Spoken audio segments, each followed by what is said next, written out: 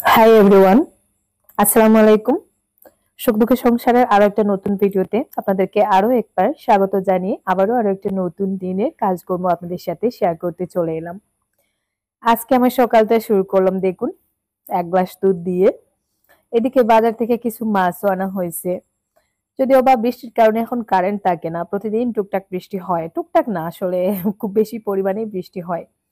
তো আমি মাছ কিনতে ভয় পাই, অল্প অল্প করে বাজার থেকে মাছ আনাই। তো আজকে একটু বেশি করে আবার নিয়ে আসছি।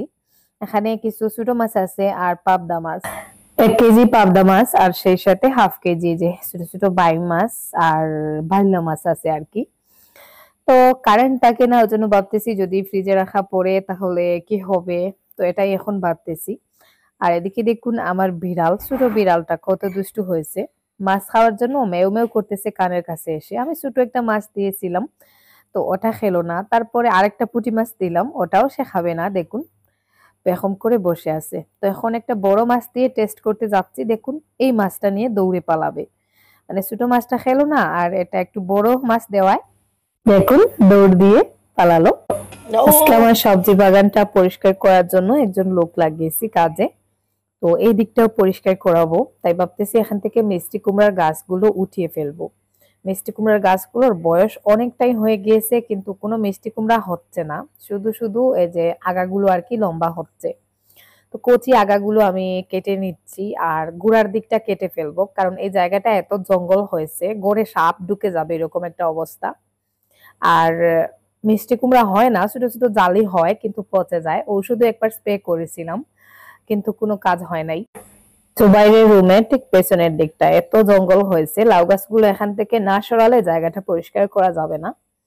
তো ওর জন্যই আর কি দরকারি যে আগাগুলো, কচি আগাগুলো উঠিয়ে নিচ্ছি। Ho na bulit. To na bulit. To na. চারদিকটা এত অন্ধকার করছে, হয়তো বৃষ্টি চলে আসবে, তাই তাড়াহুড়ো করে লাউয়ের আগাগুলো কাটতে যাওয়ায় গোড় থেকে আর কি কাঁচিটাও খুঁজে আনা হয় নাই, ওটা পাওয়া যাচ্ছে না। তাই শিফাকে দিয়ে ওভাবে আর কি পাতাগুলো আগাগুলো ছিঁড়িয়ে নিচ্ছি। আর এদিকে দেখুন হালকা হালকা বৃষ্টির ফোঁটা পড়া শুরু করে দিয়েছে অলরেডি। Mega আইছে।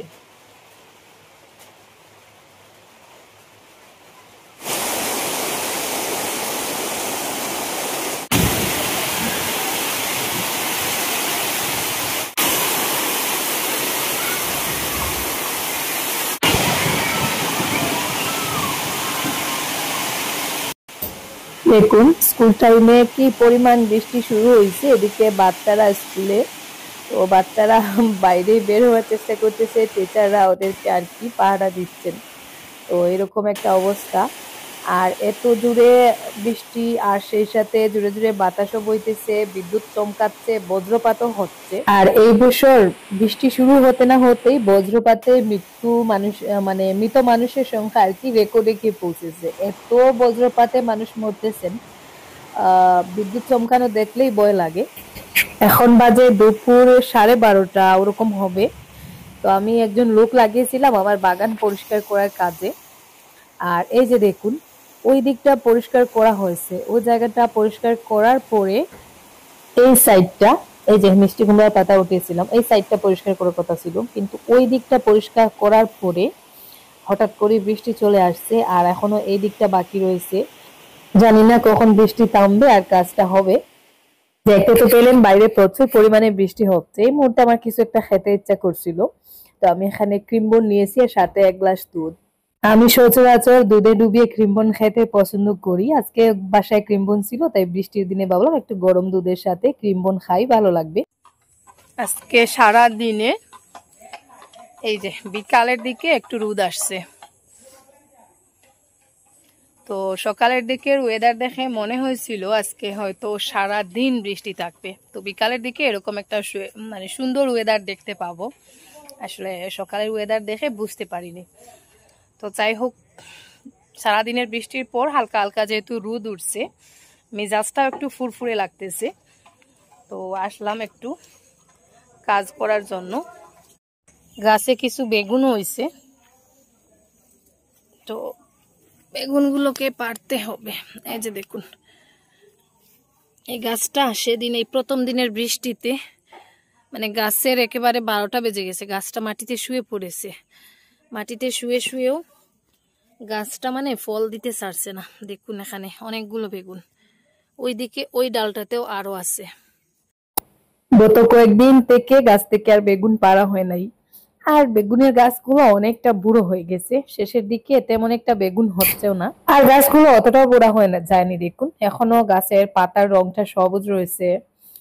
তারপরেও কেন জানি হঠাৎ করেই দেখা যায় ফলন বেশি হয়, হঠাৎ করেই বন্ধ হয়ে যায়, এরকম একটা অবস্থা। তো যাই হোক, তারপরেও গাছগুলো কাটবো না, রেখে দিব। এত সুন্দর সুন্দর গাছগুলো কাটতে গেলে মায়া লাগবে, তাই টেকে যাক না গাছগুলো কিছুটা জায়গা জুড়ে, সমস্যা নেই। আমি অন্যদিকে অন্য জায়গা বের করে আর কি ম্যানেজ করে নিব। খুব ছোট্ট একটা ভিডিও শেয়ার করেছি, আশা করি ভিডিওটা ভালো লাগবে আপনাদের কাছে। তাই রিকোয়েস্ট করবো স্কিপ না করে একটু ধৈর্য সহকারে ভিডিওতে একটা লাইক দিয়ে একেবারে শেষ অবধি আমার সাথে থাকুন, দেখতে থাকুন। আবারও মনে করিয়ে দিচ্ছি, যারা এখনো একটা লাইক দিতে ভুলে গেছেন, প্লিজ একটা লাইক দিয়ে ভিডিওটা কন্টিনিউ করুন।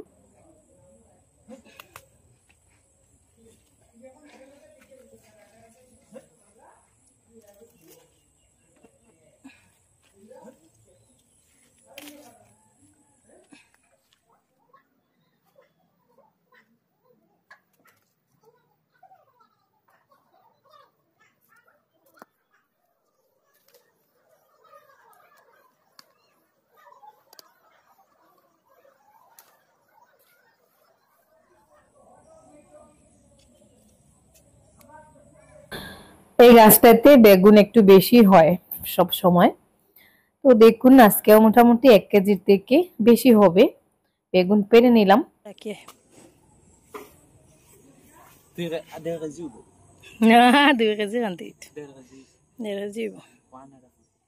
ওইদিকে গাছে কয়েকটা ঝিঙ্গা হয়েছে, তো ঝিঙ্গাগুলো আর রাখা যাবে না, বয়স্ক হয়ে যাচ্ছে। তো ওগুলো আজকে পেরে নিচ্ছি। নিজের হাতে লাগানো গাছ থেকে সবজি পাড়ার মধ্যে আলাদা একটা মজা আছে। এবারের ঝিঙ্গার বীজটা হাইব্রিড ছিল, তারপরে ঝিঙ্গাগুলো অতটা লম্বা হয় নাই। আমি প্রতি বছর যে ঝিঙ্গাগুলো লাগাই দেখা যেত ঝিঙ্গাগুলো অনেকটা লম্বা সাইজের হতো, কিন্তু এবারের ঝিঙ্গাগুলো অতটাও লম্বা না। তো হাতে গোনা 3-4টে ঝিঙ্গা হয়েছে। তো ভাবলাম পেরে নেই, দুপুরে ভাজি করে নিব, ডালের সাথে খাওয়া যাবে।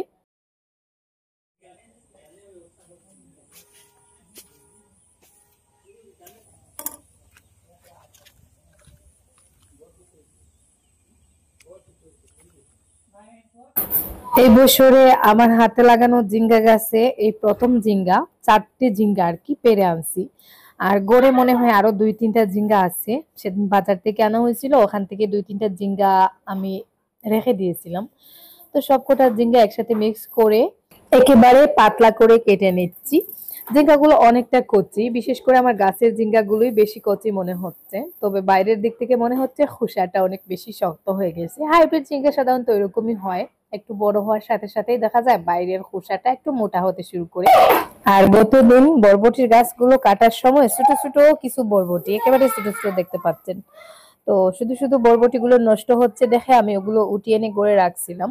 ওইগুলো আজকে ঝিঙ্গার সাথে আর কি পাতলা পাতলা করে কেটে মিক্স করে নিচ্ছি। কোনো সবজি লাগানোর আগে বেছে বেছে ভালো জাতের বীজ কালেক্ট করে, যেমন হাইব্রিড বীজগুলো আর কি কালেক্ট করে লাগালেই আমার কাছে বেশি সুবিধার মনে হয়, খুব তাড়াতাড়ি ফল চলে আসে। আমি যতবার বাসায় ঝিঙ্গা চাষ করি, আমি দেশি ঝিঙ্গা যেটা লোকাল ঝিঙ্গা ওটা খুব কম করেই লাগাই, কারণ গাছগুলো শুধু লম্বা হতে থাকে। গাছ লম্বা হতে হতে শেষের দিকেই দেখা যায় যখন ফল দিতে শুরু হয় তখন টাইম শেষ হয়ে যায়। তো ওই জন্য হাইব্রিড জাতের বীজ লাগালে তাড়াতাড়ি ফল পাওয়া যায়। খালি আসোস খানে, হ্যাঁ আম খাওয়া দেখি আনি। এই রে উলানি অবস্থা, আম খাওয়ার অবস্থা, দাখানে রাখার জায়গা মিলছে না।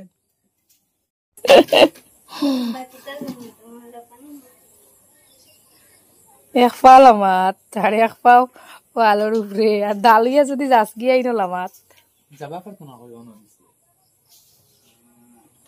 আম খাওয়ার জুসে দাঁত যদি ওবাই গিয়ে ফুড়ি যাস না, হাড্ডি একটাও রইতো না, শেষ। আম কাটার কি স্টাইল তো খালি ফুক নু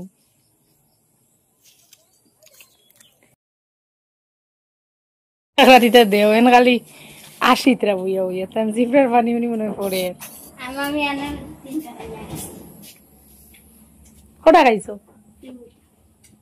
আমিও কিচ্ছু খাইছি গিয়া আমাদের আম খাওয়া দেখে আমারও একটু আম সত্য খেতে ইচ্ছা করলো। তো আমি আবার কাঁচা আম খেতে পারি না, বেশি টকটা দাঁতে লেগে যায়। আর আম সত্য গুলো যেহেতু টকের মধ্যে একটু মিষ্টি, জাল জাল মিষ্টি ভালোই লাগে।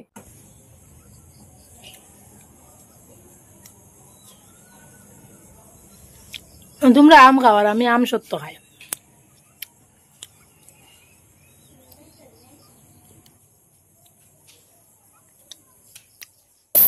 চলে এলাম রান্না বান্নায়। এই যে বরবটি আর ঝিঙ্গা দুইটাই কেটেছি, পাতলা পাতলা করে কাটছি একবারে। তো পানিতে ভিজিয়ে রাখছিলাম, এখন ওটা উঠিয়ে নিব আর ওইদিকে বাজিটাও বসিয়ে দিব।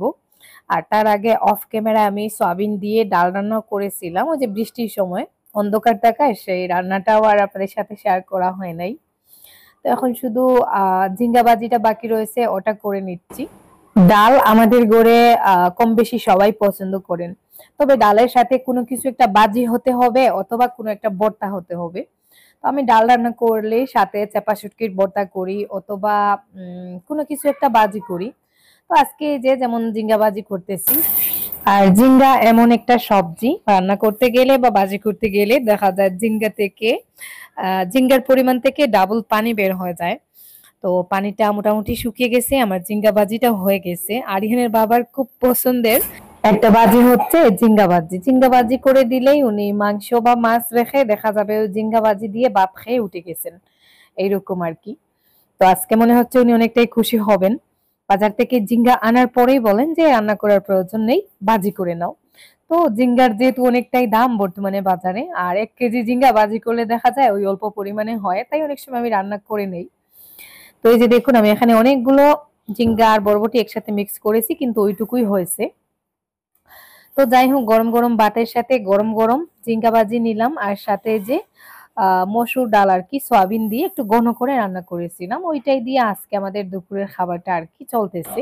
কেন জানি না ইদানিং আমার ডাল এবং ডালের সাথে কোনো একটা ভাজি বা চেপা শুটকি ভর্তা হলেই দেখা যায় আর কিছুই লাগে না, হয়ে যায়। আপনারা অনেকেই বলেন আপু তুমি হাতে চুড়ি পরো না কেন? তো আমার হাতে চুড়ি পরলে অ্যালার্জির সমস্যা হয়, হাতে চুলকায়, ওই জন্য চুড়ি পরি না। তো আজকে দেখুন আমি চুড়ি পরতেছি, আর একটা সহজ টেকনিকও আপনাদেরকে শিখিয়ে দিচ্ছি। অনেক সময় আমরা চুড়ি পরতে যাই কিন্তু হাতের ওই জায়গাটায় আটকে যায়, চুড়ি মানে ঢুকতেই চায় না। দেখুন আমি অনেকক্ষণ চেষ্টা করে চুড়িটা ঢুকানোর চেষ্টা করলাম, কিন্তু হাতে জলা উঠে গেছে, চুড়িটা ঢুকে নাই। তো এখানে আমি একটা পলিথিনের ব্যাগের মধ্যে দেখুন হালকা একটু তেল দিয়ে এভাবে কচলে কচলে আর কি তেলটা পলিথিনের ব্যাগটার সাথে ভালো করে আর কি মাখিয়ে নিলাম। এখন দেখবেন চুড়িটা কত সহজে ভেতরে ঢুকে গেছে, এই যে দেখুন। আর হাত থেকে খুলতে গেলেও একইভাবে খোলা যায়, যে দেখুন এভাবেই পলিথিনের ব্যাগে দিয়ে টান দিলেই চুড়িটা খুলে যায়, হাতেও আঘাত পাওয়া যায় না, জ্বলাপোড়াও শুরু হয় না, হাতের চামড়া উঠে যায় না, আর খুব সুন্দর এইভাবে একটু ছোট চুড়ি পরাও যায় আবার খোলাও যায়। তো আজকে এই যে দুইটা চুড়ি পরে নিলাম, দেখা যাক হাতে চুলকানি শুরু করে দিলে আবার খুলে রেখে দিব। দেখুন গতকালকে এই জায়গাটা পরিষ্কার করেছিলাম, মানে যিনি কাজ করছিলেন উনি কাজে থাকা অবস্থায় বৃষ্টি চলে আসছে। তো এদিকে ছোট একটা ড্রেন দিয়েছি, ওইদিকে পানিটা আর কি বেরিয়ে যাওয়ার জন্য। একটু বৃষ্টি হলেই দেখা যায় পানি জমে যায়, আর পানি জমে গিয়ে যা যা টুকটাক গাছ লাগানো হয় সব নষ্ট করে দেয়। তো ছোট একটা ড্রেন দিয়েছি ওইদিকে গিয়ে পানিটা বেরিয়ে যাবে। এদিকে জঙ্গল ছিল, জঙ্গলগুলো কেটে ফেলা হয়েছে, আর এই দিকটা পরিষ্কার করানো আর যায় নাই। আজকে মানে ওনার আবার আসার কথা ছিল, তো এই দিকটা পরিষ্কার করানো হয়েছে। মানে আমার গুরুত্বপূর্ণ যে জায়গাটা, মানে এই জায়গাটা আমার বেশি কাজে লাগে, তো ওই জায়গাটা আর কি পরিষ্কার করানো হয়েছে। এই যে দেখুন তারপরেও পানি জমে যায়, আসলে ওই জায়গাটা ডালু হয়ে গেছে, ওই কারণেই দেখা যায় অনেক সময় পানি জমে যায়। ওই দিকের পানি জমবে না, ওই দিকটা একটু উঁচু, ওই দিকের পানিটা ওইদিকে নেমে যাবে। এই দিক দিয়ে ছোট আরেকটা নালা করে দেওয়ার প্রয়োজন। ওই দিকটা পরিষ্কার করার প্রয়োজন ছিল, কিন্তু ওই দিকটা আর বৃষ্টির কারণে কালকে পরিষ্কার করা যায় নাই। মাটিটা মোটামুটি একটু জোরে হয়েছে। তো এখন আমি অনেকটা সময় বাগানে কাজ করব। আর এই কাজগুলো আমার আরো কিছুদিন আগে করার কথা ছিল, কিন্তু বাগানটা পরিষ্কার করার জন্য কাউকে পাচ্ছিলাম না। আমাদের এদিকে যেহেতু পঞ্চায়েত ইলেকশন ছিল, ইলেকশনের কারণে কাজের মানুষ পাচ্ছিলাম না। আর এমনিতেও আসলে হাজিরা কাজের মানুষ, এই কাজগুলো করানোর, বাড়ির বন জঙ্গল পরিষ্কার করার মানুষ আসলে খুঁজেই পাওয়া যায় না। তো এটাই হচ্ছে একটা সমস্যা। তো যাই হোক, শেষমেশ একজনকে পেলাম। তো উনিও বৃষ্টির জন্য আর পুরোপুরি কাজটা আর কি কমপ্লিট করতে পারলেন না। অনেকটা সময় দেখা যায় তুমি হাজিরা কাজের লোক লাগালে, অথচ অর্ধেক হাজিরা কাজ করার পরে যে বৃষ্টি শুরু হয়, তো তারপরে আর বাকি অর্ধেকটা আর কি দিন নষ্ট হয়, মানে ঘুরে ফিরে তোমারই লস। তো যাই হোক, তারপরেও আমার যে জায়গাটা খুব বেশি জরুরি ছিল জায়গাটা পরিষ্কার হয়ে গেছে। বাকি জায়গাটা না হয় অন্য কোনো দিন আরো অর্ধেক হাজিরা করিয়ে নিলেই হয়ে যাবে। তো এখন আমি জুবাইরকে নিয়ে আসছি, একটু বেশি সময় ধরে কাজ করব। ওইদিকে যে একটা নালা দেওয়া হয়েছে, নালার দুই পাশ দিয়ে আমি এখন টুকটাক আরো সবজির বীজ লাগাবো। তো একটু বেশি করে বরবটি লাগাবো। ওই জায়গাটায় আমি আগের বছর বরবটি লাগিয়েছিলাম, খুব সুন্দরভাবে হয়েছিল, অনেক বরবটিও হয়েছিল। তো ওই জায়গায় ভাবতেছি এবার আবারও লাগাই, যেহেতু জায়গাটা খালি পড়ে আছে আর টুকটাক যা যা লাগানোর মোটামুটি আমার লাগানো হয়ে গেছে। তো এখন ওই জায়গায় আরো কিছু বরবটি লাগাবো, আরো কিছু ভেন্ডি লাগাবো, টুকটাক আরো কিছু সবজি আর কি, যেটা আমার প্রয়োজন। তো ওই হিসাবেই লাগাবো। গত 2-3 দিন থেকে আমার জ্বরটা মানে কিছুতেই সারতেছে না। আমার হয়তো সাউন্ড শুনে আপনারা বুঝতে পারতেছেন। প্রতিদিন রাতের বেলা, তারপরে ভোর রাতের দিকে, দিনের বেলা বৃষ্টি হচ্ছে। আর ওই ওয়েদার যেহেতু একটু ঠান্ডা, ওই কারণেই হয়তো সর্দি জ্বরটা আসছে মূলত। আজকে আমাদের এখানে, আমাদের বদরপুরে খুব মারাত্মক একটা ঘটনা ঘটছে, যেটা আপনাদের সাথে একটু হলেও শেয়ার করি। খুব মারাত্মক একটা ঘটনা ঘটছে আজকে আমাদের এখানে বদরপুরে। তো একটা মেয়ে ক্লাস 12-এ পড়ে। তো আমার আশেপাশের ভিউয়ার্সরা তো অবশ্যই ঘটনাটা জানেন বা ফেসবুকেও হয়তো দেখেছেন। আর আরিয়ানের বাবা সরাসরি দেখছেন। তো আমার কাছে কিছু ভিডিও ছিল, আমি আর ভিডিওগুলো শেয়ার করি নাই, শুধু গল্প করতেছি। তো মেয়েটা সকাল এই 6:30-7টার দিকে মনে হয় বেরিয়েছিল ওর কলেজের ইউনিফর্ম আনার জন্য, হয়তো ট্রেলারের দোকানে। তো ওখানে যাওয়ার পথে বজ্রপাতে, সকালের দিকে আজকে বৃষ্টি হয়েছে, সাথে বিদ্যুৎ চমকিয়েছে, অনেক বজ্রপাতও হয়েছে। তো বজ্রপাতে আর কি মেয়েটা মারা গেছে রাস্তায়, ওর মৃত দেহ পড়ে আছে। কি বলবো, এত মর্মান্তিক একটা ঘটনা। আর ইদানিং এই ঘটনাটা কিন্তু সব সময় দেখা যাচ্ছে এদিকে সেদিকে, মানে নিউজে শুধু বারবার এই ঘটনাগুলো দেখা যাচ্ছে। বজ্রপাতে এখানে 3 জন মারা গেছেন, ওখানে 2 জন মারা গেছে। আর ওই জন্য মানে আমি সব সময় এত আতঙ্কিত থাকি, যখনই বৃষ্টি শুরু হয়, তুফান আসলেও আমি অতটা ভয় পাই না, কিন্তু যখন বিদ্যুৎ চমকায় তখন আমার মনে হয় ওই বুঝি একটা বিকট শব্দ এলো। তো এটাতে মানে এত ভয় পাই আমি। আর ওই জন্য যেদিন দেখা যায় বজ্রপাত হয় বা সামান্য কালো করে বৃষ্টি আসে, বিদ্যুৎ চমকায়, আমি কাউকেই ঘর থেকে বের হতে দেই না, বিশেষ করে আমার ফ্যামিলির যারা। তো আপনারা একটু সাবধানে থাকবেন, সতর্ক থাকবেন। আসলে চলে গেলে তো আর ফিরে আসা যায় না, আর যার যায় সেই বুঝে আসলে চলে যাওয়ার কি যে যন্ত্রণা। যদিও এটা আসলে প্রাকৃতিক দুর্যোগ, এখানে করার কিছু নেই, বলার কিছু নেই, বিপদ কোন সময় আসে বলে কয়ে আসে না। তারপরেও আসলে একটু সাবধান থাকা উচিত। অনেক সময় দেখা যায় অনেক ঝড় বৃষ্টি, বজ্রপাত, বিদ্যুৎ চমকাচ্ছে, এর মধ্যে অনেক বাচ্চাদেরকে মাঠে ঘাটের মধ্যে দিয়ে স্কুলে যেতে দেখা যায়। তো আসলে একদিন স্কুলে না গেলেই বা কি হয়, আমার কাছে এটাই মনে হয়, জানটা তো অন্তত বাঁচবে। আর এই ঘটনাগুলো বেশিরভাগ দেখা যায় ওই মাঠে ঘাটে রাস্তাঘাটেই ঘটে, তাই ওই টাইমে আসলে আমাদের গড়ে থাকাটাই উচিত। দোয়া করি ওই মেয়েটার জন্য, আল্লাহ যেন ওকে জান্নাতুল ফেরদৌস দান করেন, সেই সাথে মেয়েটার পরিবারকেও যেন ধৈর্য ধারণ করার তৌফিক দান করেন, আমিন। আল্লাহ হাফেজ, আসসালামু আলাইকুম।